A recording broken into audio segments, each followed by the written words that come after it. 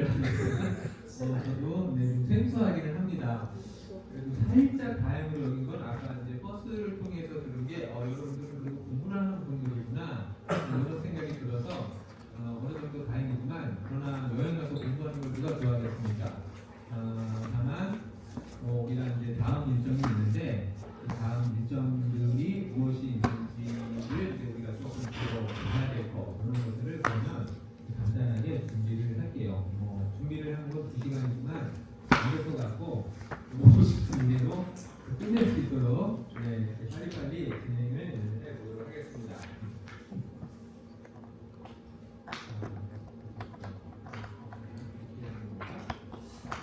이제 처음에는 아주 유명한 미국적인 무실명이 나오는 말인데 산은 높음에 있지 않으니 신설이 살면 이름이 없고 물은 깊음에 있지 않으니 용이 있으면 영원하다 하면서 이제 뒤에서 네 줄은 독충하지만 이게 얼마나 이제 근사한인가를 설명하기 위한 거였어요. 그래서 우리가 무조건 이제 높고 크다고 해서 그게 유명한 산이 되는 게 아니라 거기에 신선이 살 때 그게 명산이 되는 거 아니겠습니까?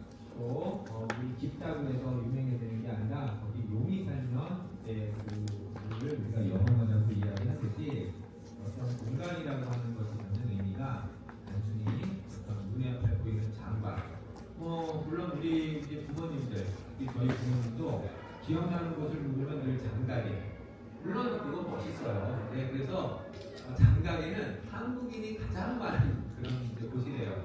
그리고 이제 한국인들은 이렇게 우리 이제 부모님 세대를 갔다 오시면은 거기 있는 다리가 멋있었어, 나무가 되게 근사했어, 이렇게 이제 그 경관의 크고 높음, 근사함 이런 것들로 이야기를 하시잖아요.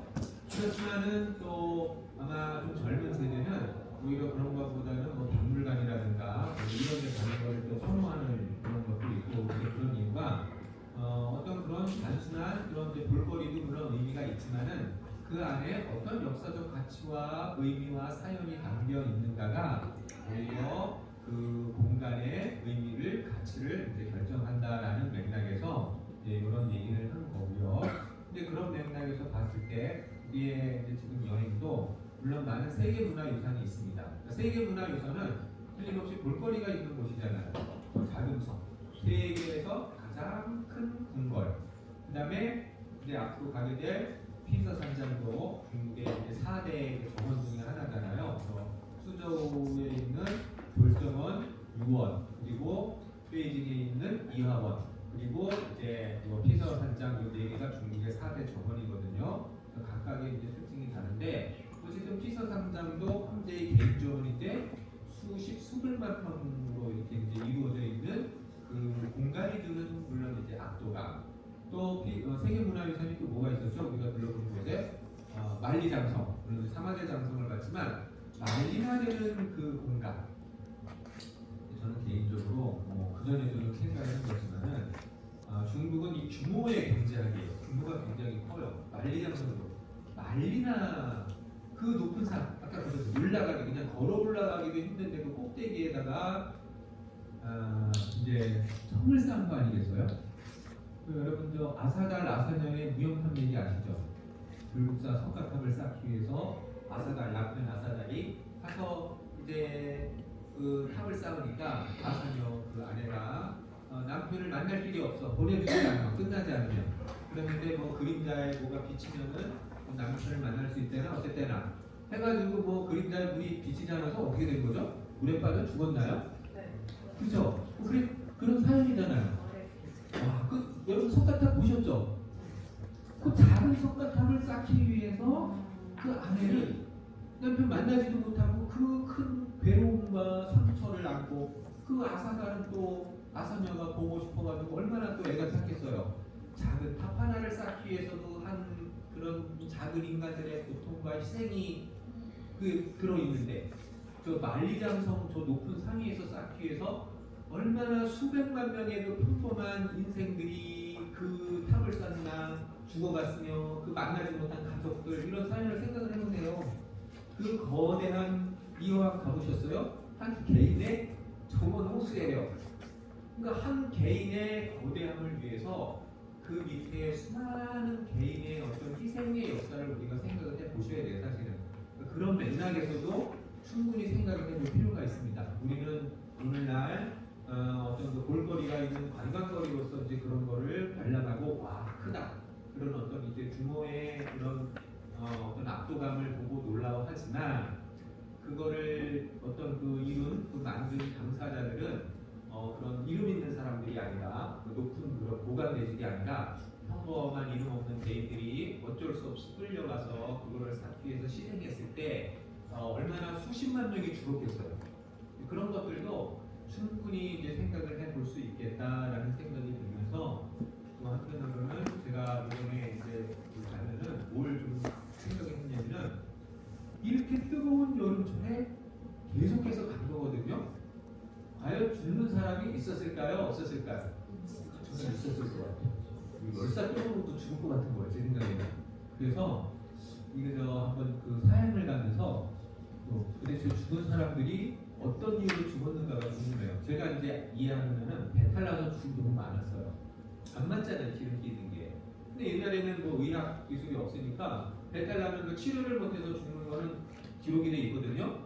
근데 왠지 가다가 열사병에 죽을 것 같고 강물 건너다가 빠져 죽을 것도 같고 이런저런 이유로 또 수많은 사람들이 죽었겠구나. 갑자기 그게 좀 궁금해졌어요. 오늘 뜨거운 그 어떤 여름 한낮을 제가 수십 분을 걸었는데도 너무 지치고 힘들었는데 그거를 수개월 동안 이 맨발로 걸어갔을 수많은 어떤 개인들의 그 고된 여정을 생각을 해보니까 거기에도 무언가를 내가 찾아낼 수 있지 않을까라는 생각을 좀 해보게 되었습니다.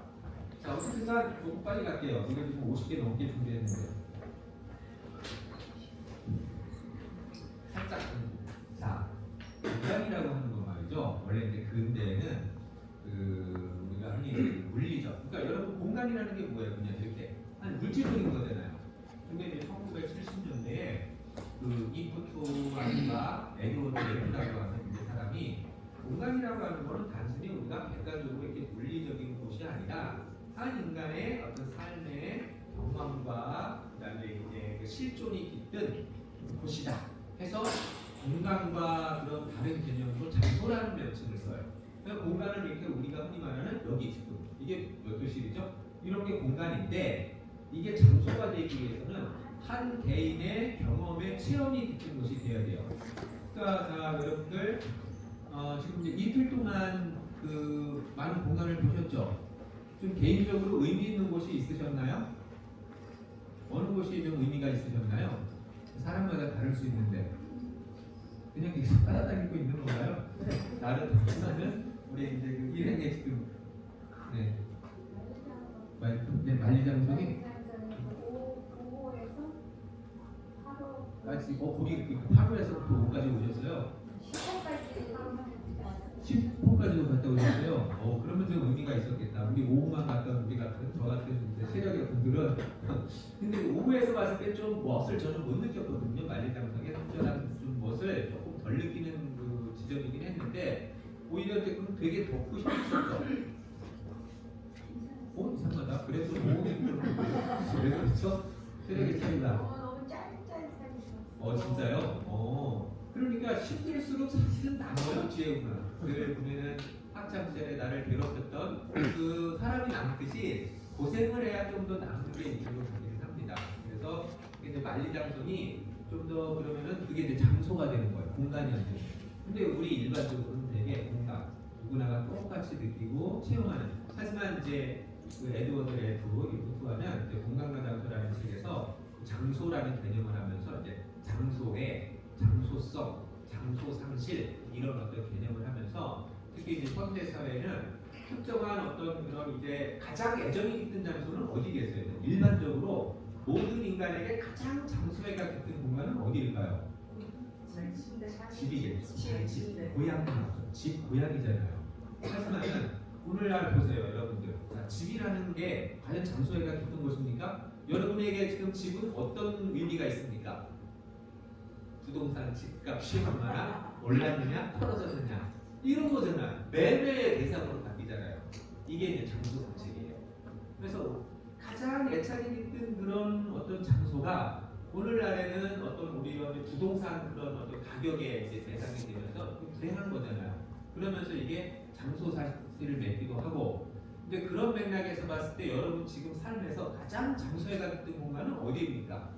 물론 그럼에도 불구하고 집이라고 하실 분들도 있을 테고 어떤 특정한 고향 또는 특정한 나의 첫사랑과 뭔가 사랑을 나누었던 어떤 곳, 또 여행지에서 나에게 굉장히 깊은 감흥을 일으킨 어떤 곳, 그걸 우리가 장소애라고 하거든요. 이 장소애가 있는 게 중요하고요. 제가 머릿속에 더 떠오르는 생각이 있지만 일단 좀 적어두면서 열하일기에서 연암의 가장 장소애가 있는 곳은 어딘지 아세요? 제가 읽으는 그곳은 바로 어디였다? 를 같이 갔던 고북부 장소. 왜냐면 연암은 평소에 낙서하거나 이렇게 좀 그런 것들을 되게 싫어해요. 그리고 인간이 그 살아봤자 2년도 안 되는데 뭘 이렇게 남기겠다고, 이름을 남기겠다고 하는 일을 되게 비판해요.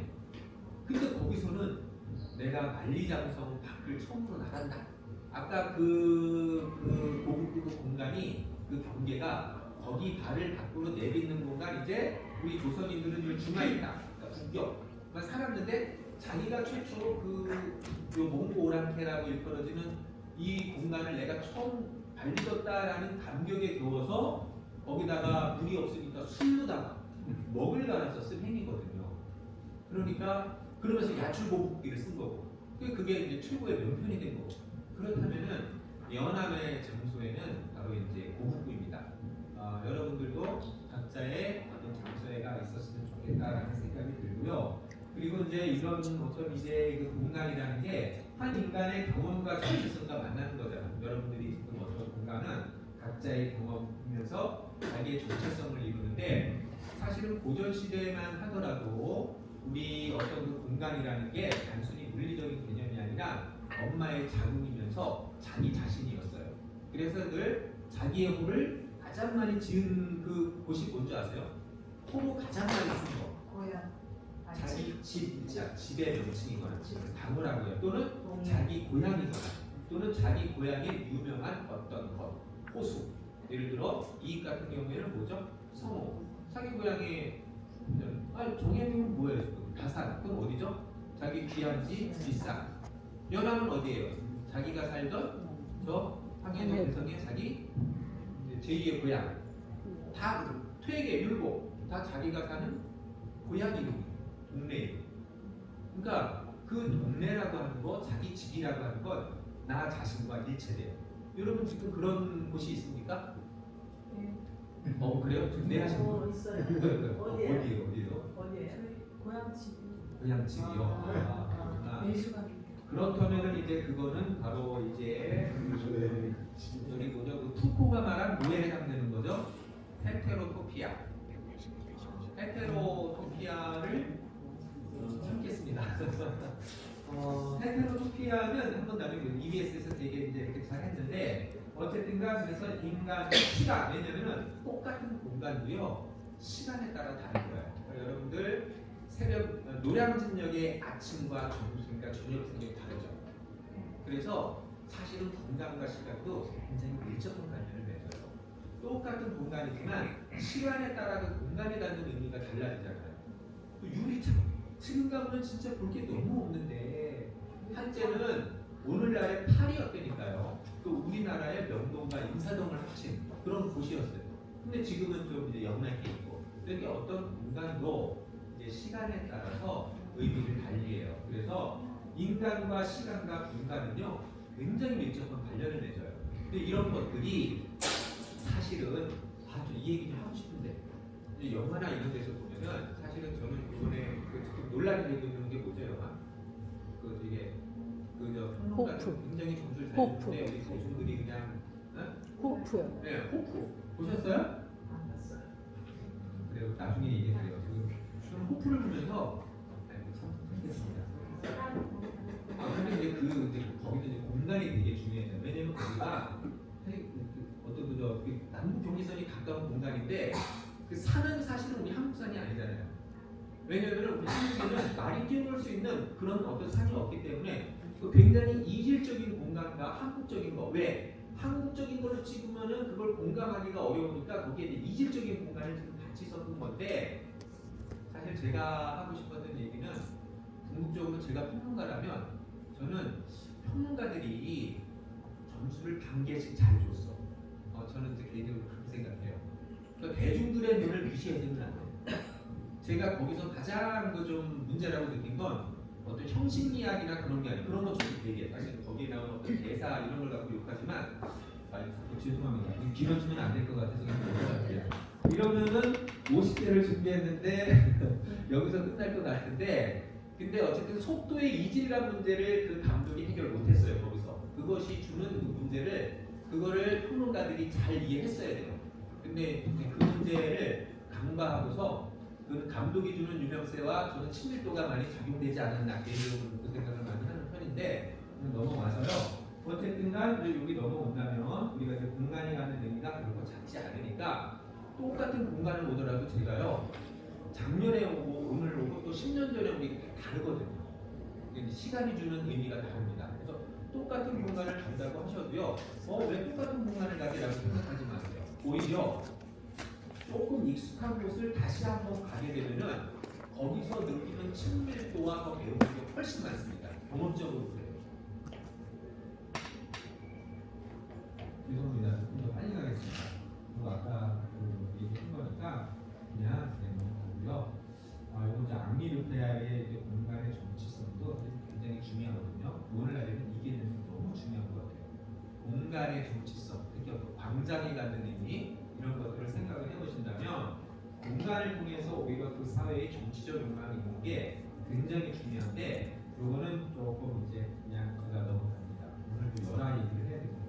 이거는 지난번에 말씀을 드렸으니까 이제 계속 제가 주입을 시키고 싶은 거는, 연한 박지호는 제가 단언컨대 30년 이내에 현대 한강 작가가 있다면 우리 고전인 연암이 있다. 이게 분명히 실현될 것이라고 생각하고요. 고미숙 작가가 푸코보다 더 낫다라고 지금 얘기를 하고 있는 거예요. 우리 근대 철학의 3대 철학자 푸코, 데리다, 들레즈 아니겠습니까? 그리고 우리 박희병 교수님도 영국의 세익스피어, 독일의 게테, 중국의 소동포와 던져는 인물. 그래서 사실은 난다는 인물들이 다 이 연암을 갖다가 다르게 봐요. 그래서 이 연암의 특히 열알기가 세계 최고의 열기를 넘어서 우리나라를 대표하는 그런 위대한 고전의 걸작으로 저는 자리매김할 날이 올 거라고 분명히 믿고 있는데, 문제는 지금 안 되고 있죠. 방법은 하나밖에 없어요. 무슨 방법인지 아세요? 연암을 널리 알릴 수 있는 방법은 하나예요. 뭐가 있겠습니까? 누군가가 만들어야 돼. 영화나 드라마로 만들어서 이게 히트를 쳐야 돼. 저것처럼 왕사남처럼. 그거 그전에요. 근데 이제 왕사남 하나가 뜨니까 지금 영월로다가 많은 사람들이 가고, 또 그 저수지 뭐야, 별것도 아니고 그 저수지 하나, 네? 살목지. 그게 이렇게 화제를 일으키니까 다 살목지를 찾아 나서듯이 연암을 갖다가 누가 좀 잘 변두해서 영화나 드라마를 만들면 이거는 뜨는 거를 넘어서 틀림없이 우리의 위대한 문화유산이 될 거다. 전지용 감독이 그래요? 관심이 있으신데요? 아니요. 그건 약간 아니고 성향이 그래도 좀 아. 약간 비슷하잖아요. 네, 그런 식으로 하려면은 엄청 감독이 만들어주면 얼마나 좋겠어요. 자, 피서 3장을 우리가 이제 돌아보게 될 텐데요. 자, 보시면 알겠지만 아까 이제 그 열알기 보면 그 3번의 강추곡, 이거는 여러분들이 수미복수진이라든가 또 토탈라금을 내일 가시더라도 다 볼 수 있을 테니까 열알기에도 나오는 그런 이제 공간이다라고 보시면 되고요. 이게 이제 굉장히 재밌는 게, 열알기를 쓴 목적에 대해서 서울대 독사학과의 한 교수님께서 책 하나를 이제 가지고 이제 그 열알기를 쓴 목적을 말했는데, 이제 그게 뭐냐면은 그 열알기에 가장 많은 내용을 차지하는 부분이 판첸나마 만난 사건이에요. 굉장히 많거든요. 그러니까 이 판첸나마는 역사적으로 굉장히 중요해요. 오늘날에 달라이라마가 같은 이상을 잡지는 않거든요. 그런데 조선은 유학의 나라이다 보니까 이 성리학적 이념에 똘똘 뭉친 유학자들이 그런 이단의 수장을 만나는 것 자체가, 이렇게 생각하시면 돼요. 오늘날 목사님이나 신부님들이 이제 이슬람의 그 마호멧을 만나는 거예요. 딱 그렇게 생각을 하세요. 근데 판첸나마를 만나면 어떤 거를 해야 되냐면 절을 해야 돼요. 이게 예식으로. 우리 오늘날 명절에는 가장 힘든 게 제사 문제 아니겠어요, 종교 문제. 그걸로 인해서 그냥 부부싸움 일어나고 가정이 파탄이 많이 일어나는 경우 많잖아요. 일반인들도 그런데 하물며 이제 그 유학자가 정통 유학자가 이단의 수장을 만나서 절을 해야 한다는 거. 근데 이제 권룡제가 판첸나마를 만나라고 했는데 만나지 않으면 어떻게 되는 거예요? 어떻게 될 것 같아요? 비교적으로 외교적 문제를 넘어서서 진짜 일단은 사실은 못 잘릴 수가 있습니다.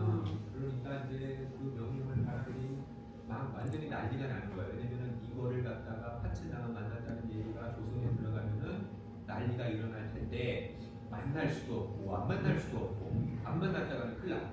근데 그 연합 한번 읽어보세요. 연합의 행동은 어떤 거죠? 그때 연합은 여기 서울까지. 야 이거 너무 재밌겠는데? 이거 너무 재밌는 문제야. 딱 혼자서 미친 짓이에요, 까지. 그러면서 야 만약에 저 사신이 안 만나겠다고 하면 황제가 화가 나가지고 군사를 일으켜서 조선을 칠 수도 있을 거예요. 근데 설마 이제 그 정도까지는 안 갈 것 같아요. 근데 어떻게 할 거예요? 귀양을 보낼 거예요. 그럼 이제 귀양을 저 운남이나 저 파초 그쪽으로 가겠지? 그러면 내가 의리상 특히 이제 사신이 8촌형이잖아. 내가 안 따라갈 수가 없겠어. 그래서 이제 그 마귀 자기 이동을 불러. 야, 너 빨리 술 사와. 째째하게 술 아끼지 말고. 그래서 먹고 이제 따라 나설 준비를 하는 거예요.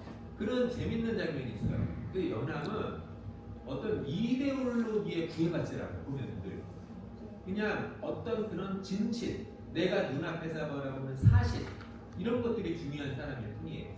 근데 그런 행동을 했던 사람들인데 어쨌든 이제 결과적으로는 우리 사신들이 나중에 판첸나마 만나거든요. 숨겨요. 조선왕조실록에는 판첸나마 얘기 하나도 안 나와요. 그리고 금불상을 받아요. 판첸나마한테. 그거 한 개를 어떻게 다른 거 다 버렸는데 한 개를 가지고 오다가 권룡제한테 뭐죠? 정조한테 이제 보고를 하잖아요. 우리가 이제 판첸나마가 줬대가지고 황제가 금불상 하나를 줘서 가지고 오고 있습니다. 했더니 정조가 한양에는 가보면 안 돼요. 묘양산에 두고 오너라 해가지고 묘양산에 두고 오는데 청균관 유생들이 그 소식을 듣는 거예요. 황제로부터 금불상을 받았다는 거. 어떤 행동을 합니까? 건당을 합니다. 건당이 뭐죠 아세요? 특히 80년대 우리 대학생들 우리 저도 그렇지만 많이 했던 수업 거부. 네, 그래서 수업을 거부하고 그 당을 비우고서 나와서 항소를 하면서 우리 조선은 유학을 믿었기 때문에 천하의 자랑거리였는데 지금 저 불교의 저 금불상을 받아오면은 천하의 치속 비웃음거리가 될 것입니다. 하면서 데모를 합니다. 이렇게 난리가. 금불상을 받아왔다는 것 자체만으로도 황제로부터 난리가 나는데 판첸나마를 만났다는 소식이 알려지면 어떻게 되는 거예요? 그래서 이제 상소가 들어와서 저 사신들 귀양 보내야 돼요. 어떻게 됐는지 아세요? 귀양은 안 가요. 정부가 인책할 것 없다. 왜 그랬는지 아세요? 왜냐하면은 거기에 외교부 장관인 박명원이 정조에 모르기 때문에 고무부였어요. 네. 저는 그거 영향이 컸을 거라고 봐요. 그리고 이제 정조는 조금 열린 인물이었기 때문에. 근데 이 11개의 많은 부분 판첸나마 만난 이야기예요. 판첸나마를 만나서 어떻게 해요? 처음에는 이제 안 만났다고 버티기는데 그 중국에 막 거기 있는 이제 인솔자들이 막 모자를 내팽개치며 막 들어누워서 난리를 피우니까 부득불 판첸나마 앞에 가죠. 근데 11개는 어떻게 돼요? 절을 해야 되는데 할 수가 없으니까 어떻게 해요? 뒤로 물러나요? 그러니까 중국의 제독이 보고서 야 빨리 절해 손짓하는데 그냥 모른 척하고 벌써 앉아버리잖아요. 그랬는데 이제 중국의 제독이 그걸 권력자한테 보고하면은 누가 보기 다르냐는 거예요. 책임진 자신들이 이제 문제가 일어나니까 그냥 못 본 척하고 넘어가는 게 11기의 이야기인데 그래서 이 서울대 국사학과의 교수님이 11기는 연암이 공격에 처한 사신들을 갖다가 보호하기 위해서 쓴 거다. 절을 안 했다. 이 얘기를 들려주기 위해서. 근데 사실 판첸나마 만난 이야기는 열알을 통해서 알려진 거고요. 그 다음에 되게 재밌는 게 그 정조가 자기 고모부의 이제 당명안에 대한 저걸 쓰잖아요. 이제 행장 그거를 쓰는데 거기에 보면은 어떻게 나오냐면은 우리 이제 고모부께서는 한친남을 만났을 때 꼿꼿하게 서가지고 꼿꼿하게 서서 절대 동요하지 않았다 이렇게 표현되어 있어요. 그러나 모든 외교 글에는 또 중국 측의 글에는 또 그때는 저기 티벳이라든가 이런 나라도 다 왔잖아요. 그걸 기록해요. 그 사실을. 그랬는데 어떻게 썼겠어요? 조선의 사신들이 절을 했다 안 했다? 당연히 그냥 했다라고 나오죠. 그런데 또 우리 조선 사신 한 명이 가가지고 한시를 썼어. 그 똑같이가 거기에 보면은 거기에는 했다고 썼겠어요? 안 했다고 썼겠어요? 안 했다.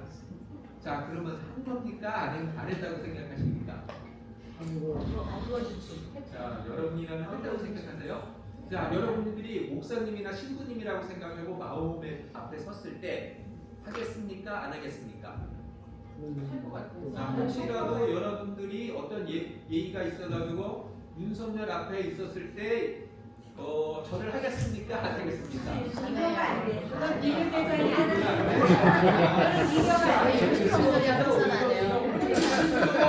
자동으로 하게 됐어. 훨씬 더 강력한 이데올로기죠. 그거는 그럼요. 아니 목사님이 또는 신부님이 절을 해가요. 만약에 아니 그냥 거기까지도 아니야. 제사를 했다. 어떻게 되는 줄 아세요? 많은 보수적인 물론 원리는 없는데 정말 보수적인 것은 파면하는 조금은 다른 소리라도 막 파면시키고 그런 게 있잖아요. 되게 강력한 거예요. 종교라고 하는 것이 갖는 이 어떤 그런 것들은 너무 강력해요. 개인적으로는 당면은 철저한 문제였거든요. 하기가 쉽지 않았어요. 그러니까 제 생각에는 그냥 이거 추천하는 게 답이자. 그러다 뻣뻣할 수는 없잖아요. 살짝 한 척. 그게 더 답이 아닐까? 지금에서는 그러면 어떻게 되는 거죠? 큰일 나죠. 로마에 가면 로마법을 따라야죠. 네. 연암이 그 시선이에요. 연암이 뭐라고 얘기를 하냐면은 그 이제 사신들이나 이런 사람들이 금불상을 막 받지 않아요. 그런데 연암이 그 뒤에 이제 읽어보면 행제장국에서 그 선물이라고 하는 게 선물용이다. 금불상은.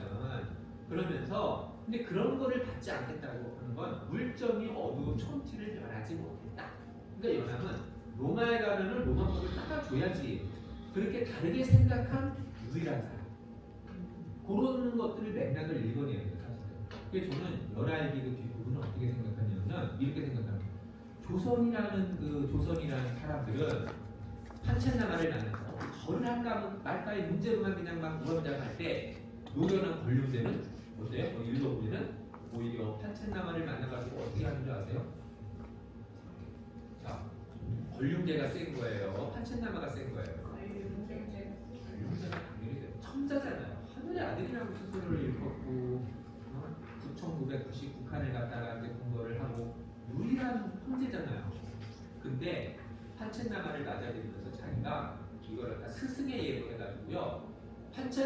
권룡제를 만나면 반드시 무엇을 해야 되는 줄 아세요?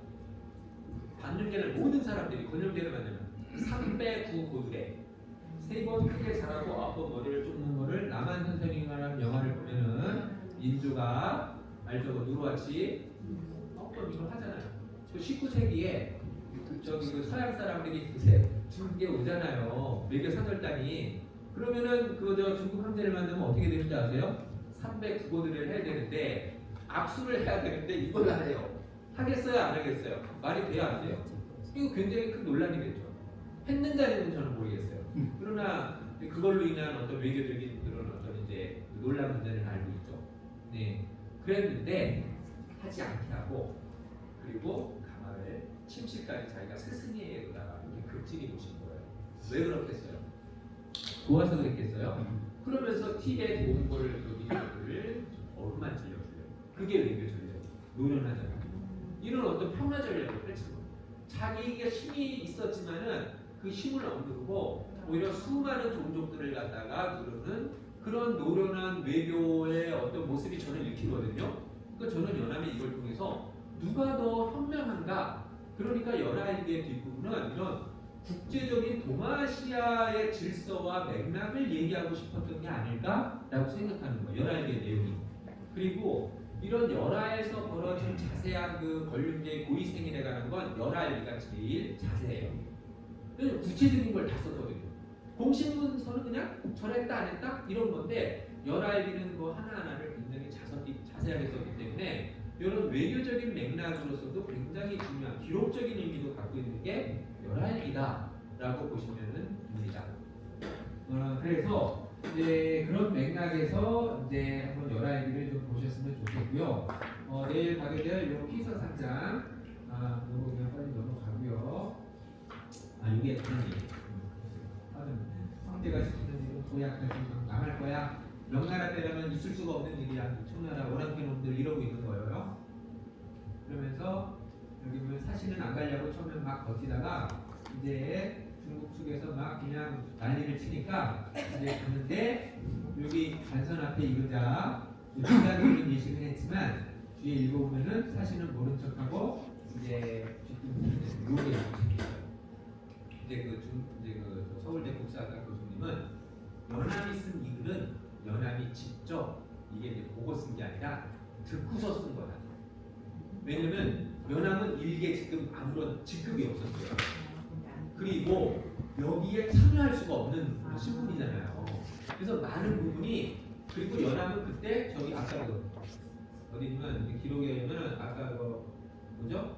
태학관에 있었고 그 다음에 여기는 지금 열한국이거든요. 열한국이 벌어졌는데 여기를 갖다가 지금 이거 읽어보면은 올 수 있는 시간이 안 되었다. 이게 이제 그것도 맞지 않다. 그러면서 다 이거는 들은 얘기를 주어 쓴 거다라고 하는데 저는 그렇게 생각하잖아요. 연합이 직접 본 거라고 생각해요. 왜냐? 첫 번째 태학강과 아까 그 관제명 거기가 이제 피서산장이니까 거리가 얼마인 줄 아세요? 저는 모르죠. 아니 근데 이게 몇 킬로 살고 여기 없으시죠? 나이 분은 없으시죠? 제가 알기로 되게 가까워요. 2.5km? 아까 4kg. 4km라고 제가 그랬죠. 근데 거기에 써져 있더라고요. 4km로 써 있어요. 4km이기 때문에 연암은 또 이제 말 타고 가는 사람이에요. 연암은 걸어가는데 걸어가도 가까워요. 그리고 이제 관제면은 대기석이고 또 하나 이제 내일 피서산장을 들어가 보세요. 그러면은 여기 구조를 잘 봐야 되는데 일단은 이런 공식 행사가 벌어지는 공간이 어디냐면 담박경성전이라고 하는 걸 보게 될 거예요. 담박경성전을 한번 보세요. 그러면은 거기에 가까이에 조박이라고 하는 곳이 있는데 그 조박이라는 곳은 사신들이 이제 대기하고 이렇게 이제 담소놓는 곳인데 연합은 비록 아무 관직이 없었지만은 외교부 장관 바로 밑에 있는 그런 중간의 신분이다 보니까 그 열알지를 읽어보면은 들락달락 많이 해요.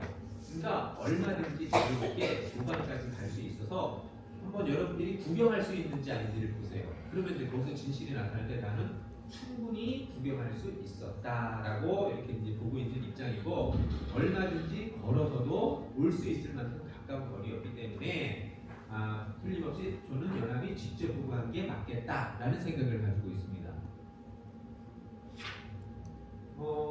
건강한 얘기 이거 아까 금불상을 받아보니까 송중관 유생들이 사특하고 더러운 물건을 가지고 왔으니 나라의 수치이고 천하우세의 빈손거리가 되는 이런 신문을 보고 있어요. 지금 보면 너무 말도 안 되죠. 이런 일이 벌어지는 게 이제 그만큼 그 유교 우리가 유학을 유교라고 하는 게 종교성을 굉장히 강하게 띈 게 유학이에요. 네. 공자님이 제사를 지내라고 하셨어요. 공자의 제자인 자로가 스승님 여기 그 삶이 뭐예요? 라고 말했더니 뭐라고 말해요? 아니었어요. 죽음이 뭐예요? 라고 말했더니 내가 삶도 모르는데 어찌 죽음을 알겠느냐. 근데 그 앞에 선생님, 스승님 귀신을 어떻게 섬겨야 돼요? 라고 말하니까 뭐라고 말해요? 네? 살아있는 사람도 섬기는 것에서 어찌 귀신을 말해요. 그러니까 유학은 원래 내세에도 관심이 없어요. 현세 중심의 어떤 학문이 유교인데 이게 이제 다른 것과 결합이 돼가지고 제사 문화가 만들어진 거지 유교의 본령은 제사 죽은 뒤의 세계에는 관심이 없는 학문인 거죠. 네. 그러나 조선 후기는 어떤 그 특히 제사 문화는 장자 또 이 얘기는 길어질 수 있지만 이 장자의 문제는 재산권과도 관련되고 가문을 계승하는 문제가 되기 때문에 한국에서 유독 중국보다도 훨씬 강력하게 장자 중심의 제3문화가 이어온 거죠 사실은. 자 어쨌든간 이런 나라였어요. 네, 이런 맥락에서 얼마나 그게 대단한 문제였는가. 판첸나마 6세 원래 이게 저희 중국어로는 총사파, 한자로는 종객파라고 하는데 바로 라마교를 만든 사람이거든요. 근데 이제 라마교의 이 총사파가 자기의 두 제자, 한 사람은 바로 달라이라마 첫째 제자, 두 번째가 판첸나마 이렇게 만든 거예요. 달라이라마는 무엇의 화신이다? 네, 관세음보살의 화신인 거고요. 그 다음에 판첸나마는 무엇의 화신이다? 미륵보살은 아닌데 관세음보살 말고 무슨 보살 있죠? 무승보살도 아닌데 나중에 찾아보세요. 네? 관음보살. 근데 지금 왜냐면 제 입지가 안 나와. 관음보살? 그러면은 아니에요. 미륵보살일 것 같아요. 찾아보세요. 미륵보살이 맞는 것 같아요. 그래서 이런 부처는 여러분들 내가 예전에 본 게 있는데 이제 달라이라마가 죽기 전에 모아놓고서 어떻게 유언을 어느 마을에 가면은 나의 이제 환생이 있을 것이다 라고 이제 유언을 남기잖아요. 그 마을에 가서 봤거든요. 어떤 어린아이 하나를 이렇게 해가지고 뭘 이렇게 물어보는데 너무 잘 대답을 하는 거예요 진짜요. 근데 이제 이 사람을 갖다가 소문거잖아요.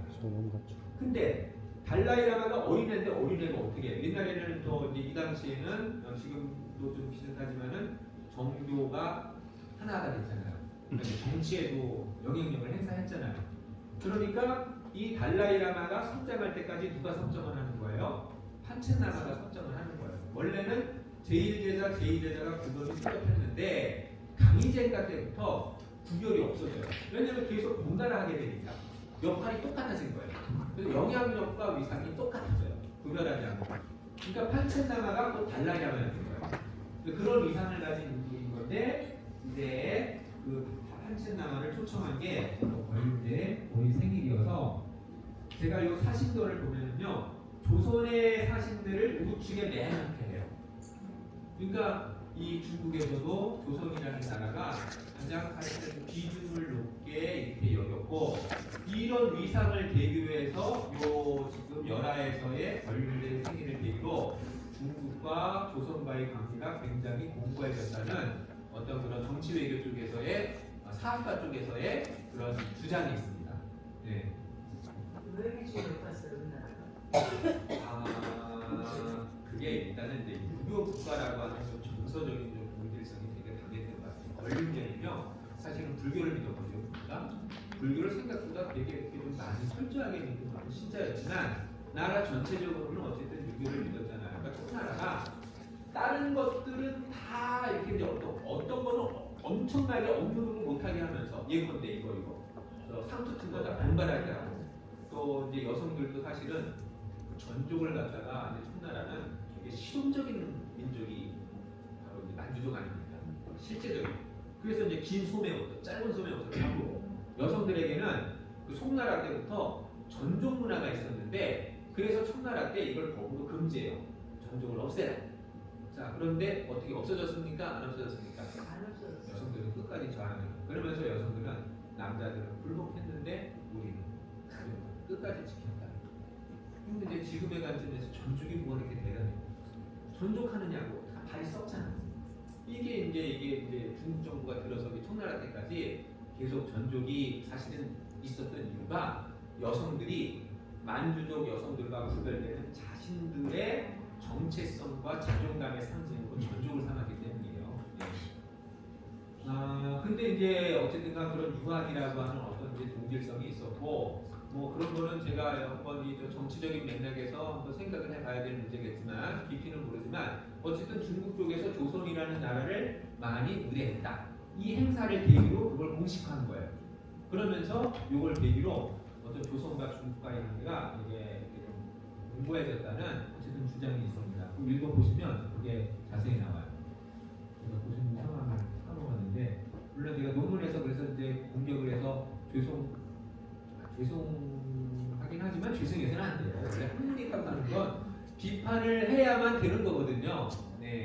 하지만 되게 이제 도움을 받았기 때문에 그런 얘기도 많이 썼어요. 되게 감사하다는. 네, 그래서 이제 종교파의 그 김대자가 그리고 이 바로 이제 내일 가게 될 이 토탈라궁이 티벳에 있는 이 토탈라궁을 정확하게 3분의 1로 줄여가지고 똑같이 한 거예요. 네, 그래서 이거를 보면은 티벳에 있는 그냥 토탈라궁을 구경하겠거니라고 생각했는데 저기 이제 문들이 대변하는데 문이 없는 이유 그것은 내일 한번 말씀을 드리고요. 시간이 그다음에 순위 복수 지묘를 꼭 가셔야겠죠. 그래서 바로 권룡대가 판첸나마를 갖다가 또 여기 초빙하기 위해서 1년 전부터 이걸 지어요. 그 다음에 여기도 다 금으로 도금하잖아요. 그 다음에 아까 포탈라궁도 다 금지고. 일본이 여기까지 아까 처음 올라왔다 그랬죠. 그래서 저 포탈라궁에서 지붕 위에 그걸 이렇게 캐다가 일본 명사 하나가 떨어서 죽은 사건도 실제 있었다고 합니다. 네. 그래서 이것도 되게 재밌는 게 판첸나마 어떻게 되는 줄 아세요? 끝나고 그러니까 원래는 자 북경에서 열려고 했는데 북경에 그때 천연수가 착공이 됐어요. 그래서 열어야 하는 맥락도 있어요. 그랬는데 이 판첸나마가 다시 북경 가거든요. 근데 거기서 천연수로 이걸 다 해가지고 금방 돌아가세요. 이런 사정이 있고요. 요게 이제 내일 보게 될 순위복수 주는데 여기 자세한 사항은 내일 말씀드릴게요. 근데 지금도 계속 또 여기도 또 공사 중. 그래서 조기를 못 가요. 조기를 가야 되는데도 황금지는 앞까지 갔으면 좋겠는데 공사 중이라서 어쨌든 작년에도 또 못 갔는데 올해는 과연 갈 수 있으려나 한번 보겠습니다. 요거는 그때 가서 얘기할게요.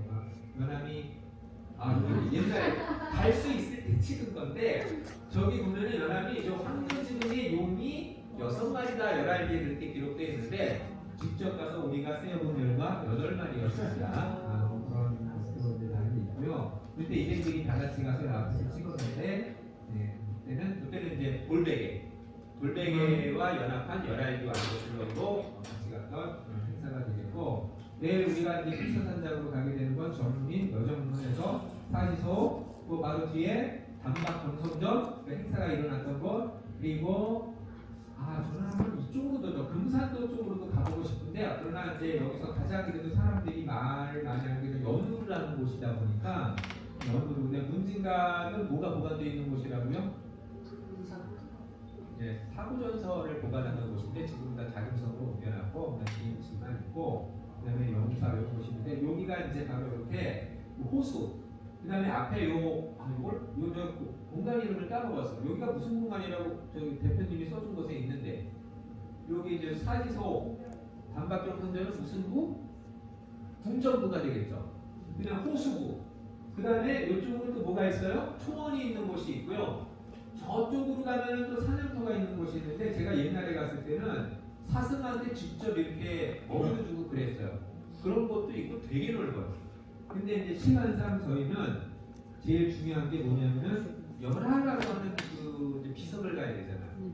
거기를 중심으로 움직일 것 같고 열차를 타든가 안 타든가 모르겠는데 열차를 타죠. 열차를 타는 이유는 그냥 한 바퀴 삥 둘러서 봐라 이런 맥락에서 한번 이렇게 열차를 타서 바깥으로 한번 볼 것 같습니다. 여기는 이제 옛날에는 뭐 배도 타고 그랬어요. 호수에서 배를 타기도 하고 또 뭐 안에 가다 보면은 피자 이거 내일 다 설명할게요. 세계문화에서 피자. 여름철에는 여름철 내일도 어떨지 모르겠는데 바글바글 사실은 들을 수가 없어요 말을. 근데 이쪽은 언제예요? 10월달 가을 하나도 없어요. 차이가 큽니다. 내일은 어떨지. 자, 이것도 다 내일 보면서 설명드릴게요. 시간이 없어요. 내일 봐야 될 게 여기 여러분들이 서야 우리가 열하여행을 없다. 네. 그래서 여기 열하라고 쓴 이유는 이제 뜨거운 온천수가 나오는 거니와 아까 무열하 가이드님이 말했죠. 그래서 이 승덕을 그때도 별칭으로 열하라고도 했어요. 승덕구 그다음에 열하라는 별칭을 가진 여기에 섰을 때 뜨거운 자리에 있으니까 우리가 열하를 데리고 왔다라고 이렇게 느낄 수 있는 거다. 자 그리고 사실 이제 뒤에도 중요하잖아요. 세계 문화유산이 그죠? 뭐 권룡대의 묘도 있던가요? 네, 그거는 그때 한번 제가 그거는 좀 가이드한테 일단 설명을 듣고 제가 이제 그런 어떤 황제의 무덤이나 이런 거 할 때 이런 순장문화 이런 게 되게 재밌어요. 순장제도. 나중에 얘기를 드리겠습니다. 그리고 저의 이번 여행의 가장 관심사는 이거예요. 이타고에 보면 이 이타고 이지가 그 양명 이제 우리가 양명 자파라고 하는데 약간 몇분 남았어요. 길게 하면서 8시 9분? 지났네? 아닌가? 몇 분? 원래 근데 어떻게 되냐면 이거 몇 시에 시작했죠? 45분 지났습니다. 어쨌든 길게 하면 안 될 것 같아요. 네, 10분 내로 끝내드릴게요. 요거를 보세요. 유학에는요 원시 유학이라는 게 있고 신유학이라고 하는 게 있는데 신유학에는 두 개의 파가 있어요. 뭔지 아세요? 신유학 두 개? 갈래가 하나는 송나라 때의 주의가 만든 그죠? 주자. 그 다음에 이제 명나라 때 왕양명 예, 양명학 이 두 개. 양명학과 이 주자 그러니까 유학의 신유학이 갈래잖아요. 이거는 무슨 차이냐면 아주 단순하게 보면은 인간의 마음이라는 건 어떻게 이루어져 있느냐의 차이인데 마음은 어떻게 뭘로 이루어졌다고 말을 해요? 성과 정으로 이루어져 있는데 우리 주자는 말하기를 성이라고 하는 것은 리다, 이데야. 저기 저 플라톤이 말한 무슨 개념인 거죠? 플라톤은 뭐라고 말했죠? 플라톤은 이데야. 그 개념. 우리에게 진리, 이치. 그 성만이 리야. 성증리. 그러니까 성리한이잖아요. 그래서 정이라는 건 뭡니까? 정. 능력이야. 이건 천리가 아니야. 이거는 부정적인 거야. 사악한 대로 흐를 가능성이 너무 많아. 최대한 절제. 그래서 늘 성리하는 거. 극기공해. 중요. 그 다음에 과유불급. 감정을 숨기래. 절제하래. 남자들은 평생 세번만 울라고 얘기를 하는 거예요. 아내가 죽어도 눈물을 노출해서는 안 되고 이런 거. 그래서 이제 그래 보면은 그런 어떤 이렇게 감정을 드러내는 글이 별로 없어요. 이게 이제 기본적인 성리학 주자인데 양명학은 그렇지 않고 이 정은 심인 거예요. 정과 심은 분리될 수 없는 거예요. 심 안에 그냥 있어요. 그래서 양명학은 기본적으로 이제 심학이라고 부르는 이유가 인간의 정을 적극적으로 이렇게 긍정을 해요. 근데 여기서 이제 한 발 더 나아가는 게 좌파잖아요. 양명 좌파. 그 양명 좌파를 대표하는 게 원겐도라는 인물이 있고 이 이타구가 있는데 이게 이제 더 나아가요. 한 발. 특히 이제 이런 양명 좌파를 태주학파라고도 부르는데 체주 지역의 사람들이었기 때문에 그래요. 그래서 태주학파라고도 부르는데 특히 이제 이타구 얘기로 일단 보세요. 상업에 종사하는 가문이었고요. 쭉쭉 읽어보세요. 읽어보시면 이런 게 중요한 게 아니죠. 일대 종사의 뜻 아시는 분. 아까 그 반제에 보니까 여러분 저 바이드부님의 황제들 열심히 설명하는 거 공간 이름이 뭔지 아세요? 그건 못 읽었죠. 거기 보니까 일대 염리 이렇게 썼어요. 염리 청렴한 관리. 그러니까 우리나라에 뭐에 해당되는 거죠?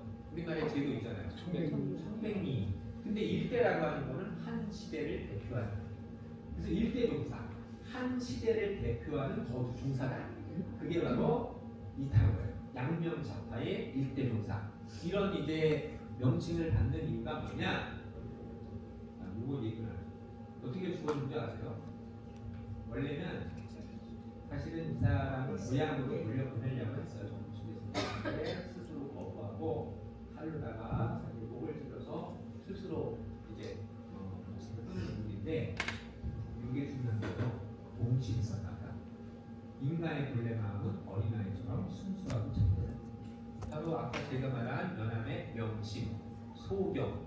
그다음에 연암의 글에 보면 어린아이 글이 엄청 많이 나오는데 굉장히 순수한 존재로 나오는 게 이타고의 영향이라고 보시면 돼요. 이건 저는 확신해요. 네. 그리고 읽다 보면은 연암과 거의 똑같아요. 생각이. 공자 절대함이 성리학 비판하는데 공자는 그런 절대적인 진리가 아니야. 하나의 그냥 인물이야. 하나의 역사적인 인물이야. 이 얘기를 하는 거거든요. 절대화하지 마. 그러면서 그 성리학자들이 오히려 명분이나 도덕이나 충이나 의를 내서서 자기들 개인적인 그런 이익을 취하는 이제 그런 것들을 많이 이제 비판을 하는데 그런 것들이 연암의 뭐 허생전이나 양반전이나 많은 부분에 똑같이 드러나는 거거든요. 그리고 인간의 욕망과 남녀의 평등을 지지해요. 그래서 남녀의 식견에는 차이가 없다라고 말하는 게 왜 대단하느냐? 다산 정예문만 해더라도요. 어떤 글이 나오냐면은 여성은 뭐가 없다고 썼더라. 어쨌든간 조선기까지 여성은 어쨌든간 아무리 이제 뗀 사람도 그걸 뭐라고 그래요? 똑똑하지 못하는 거예요. 그 표현이 있어요. 정확한 표현이 있어. 예? 무지보다는 조금 이렇게 뭐 어쨌든 근데 그 정확한 용어가 안 돼서 여자들은 똑똑하지가 않아 이 맥락이거든요. 근데 여자들이 왜 똑똑하지 않았어요? 교육을 하지 않잖아요. 아니 서당이나 향교나 성균관에 들어간 전부 남녀들만 교육시키고 저 어릴 때만 해도 그래서 우리 딸들만 지금 대학도 안 보내고 늘 남자만 이렇게 대학 식비 보내주고 다 경험하지 않으셨나요? 부모님들 여러분 자신은 아닐지라도 그런 시대가 얼마 되지 않잖아요. 그랬는데 그런 시대에 이태원은 남녀의 시대는 차이가 없다. 여성을 제자로 해요. 이게 정말 대단한 거예요. 근데 연합은 열려하면 박시전에서 어떤 얘기를 해요? 정욕을 되게 긍정해요. 나중에 열려하면 길어져. 그 다음에 유불도의 경계를 연합한다. 연합도 3조 합의잖아요. 그래서 연합에 비해서 진리를 말하는 자리에는 유학의 부가 별로 없어. 그게 다 장자나 불교의 도움이 평등한 아까 말한 명칭 이거 전부 불교예요. 그 다음에 장자의 논법이 되게 많아요. 충분히 읽어볼 만해요. 여러분 이타구의 그 번역서는 나왔거든요. 분석. 내 책은 사람들이 알아주지 않을 거야. 불태워진 책이야. 그래가지고 이 분석하는 책도 이제 정통 교육자들이 나는 너무 미달이라서 그냥 자기 불태워진 책이다 해가지고 분석하고 했는데 다 이제 번역서로 나와 있고요. 읽어보면은 어쨌든 간에 뭔가 가슴을 뜨겁게 하는 그런 내용이 많이 있습니다. 지금의 뭔가 새로운 세상을 꿈꾸는 분이라면은 한번 읽어보기를 추천합니다. 장서 이런 건데 조금 더 이제 자세한 맥락은 그냥 제가 이제 우리 설명할 기회가 있으니까 어쨌든 이타구가 이런 인물이다 보시고 가면서 한번 이타구에 대해 한번 같이 공부를 해보는 그런 한번 편하게 읽어보세요. 굉장히 이타구가 특별한 인물이다 이렇게 이제 보시면 되고 이타고의 최초로 영향을 받은 게 제가 안 써도 이렇게 허균도 있어요. 허균 그리고 박지원, 다산 정여경도 이타고에 대한 부분이 있지만 제가 보기엔 거리감이 좀 크긴 합니다. 그래서 박지원과 허균이 이타고의 좀 어떤 느낌이 강한데 하지만 허균이 어떤 이타고의 사상을 직접적으로 받았다는 어떤 근거가 될 만한 것들은 좀 안 보이긴 하는데 그러나 이타고의 그 어떤 책을 갖다가 인용한 게 있거든요. 그러니까 틀림없이 읽은 건 틀림없다. 이렇게 보시면 되겠습니다. 나머지는 다 내라고 한번 질문. 자 궁금한 거 한번 질문해 보세요. 혹시라도 지금까지 여정이나 앞으로 뭐 이런 거 혹시 그러면 연합에 대해서 여러분들이 좀 연합 팬이 되어 주셔야 제가 앞으로 꿈꾸는 이 연합에 대한 것들이 이제 같이 힘을 모아갈 수 있지 않을까 싶어서요. 저는 어쨌든 우리를 대표하는 세계적 세 인물은 세종대왕, 충무공, 연합이 될 것이다. 이제 근대 이후를 빼면 저는 이렇게 얘기를 합니다. 다산 뛰어나지만 저는 다산은 한국적이다. 근데 옛날에 세계 4대 그 루소 헤세와 더불어 세계 4대 문화인물 선정할 때 다산정에 들어갔어요. 2012년에. 그리고 목민신서를 자꾸 이제 세계를 움직인 책에 넣었는데 여러분 목민신서 직접 읽어보세요. 사실 행정서거든요. 연합의 다산에 직접 쓴 게 아니라 여러 가지 책을 편집한 거예요. 예, 행정. 혹시 뭐 연합에 대해서 궁금하신 거 없으신가요? 네, 일단은 들리기도 하고 네, 알겠습니다. 앞으로 우리가 할 일 많으니까 이런 대로 하고요. 남은 시간들도 이제